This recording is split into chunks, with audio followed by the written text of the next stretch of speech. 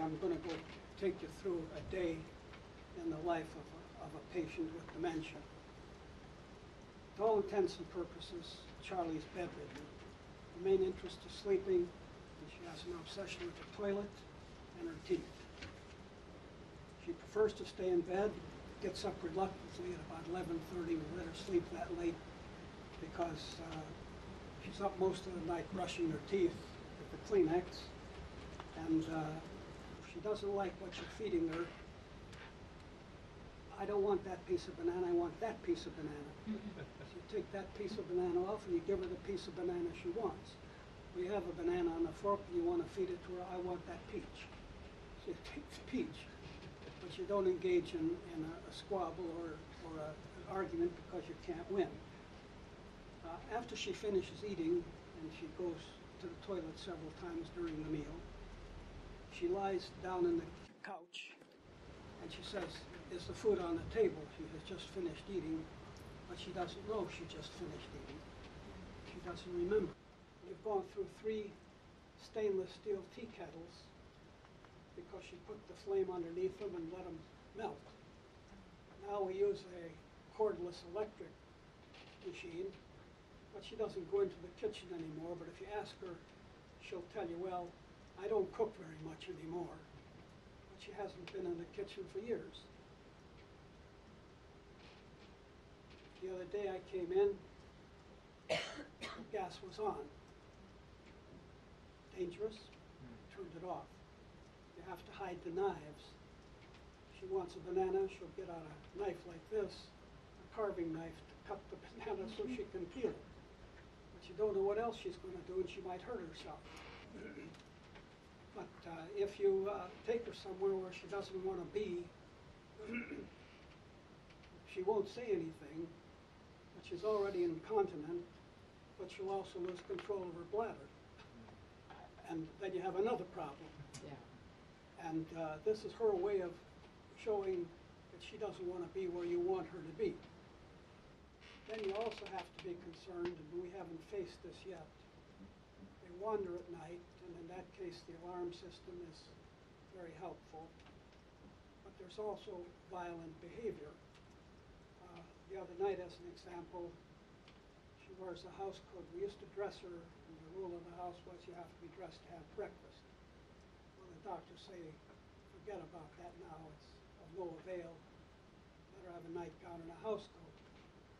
So the other evening I was putting her to bed, and I started to unzip the house coat. "What are you doing?" So "I'm taking off your house coat." "I'll do it when I'm ready."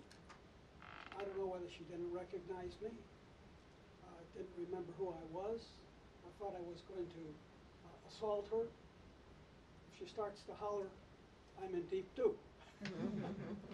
Because the police will respond and then I have to explain it. If she gets a blue mark on her arm when you go try to take her out, I'm the one who's going to have to explain how she got the blue mark.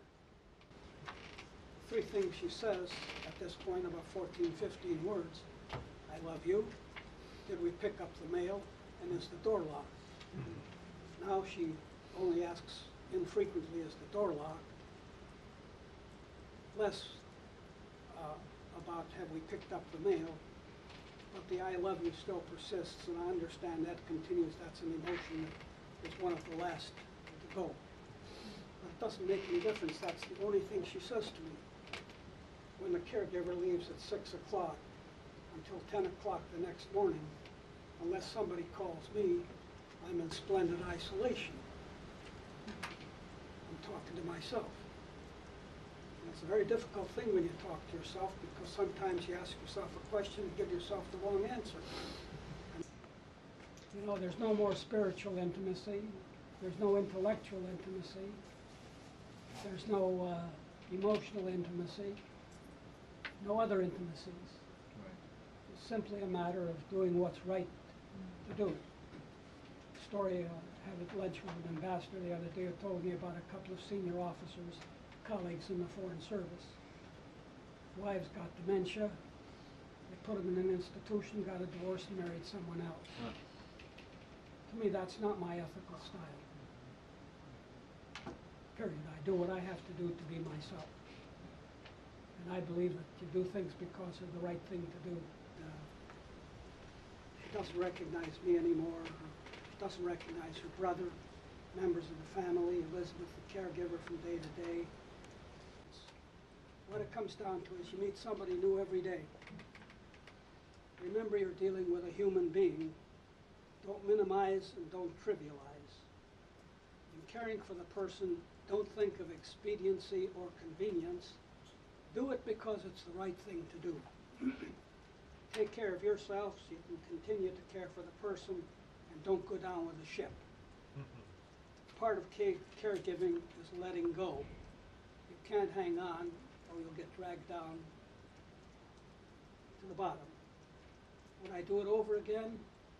A resounding yes, not any question about it. But it's a long goodbye, a very long goodbye.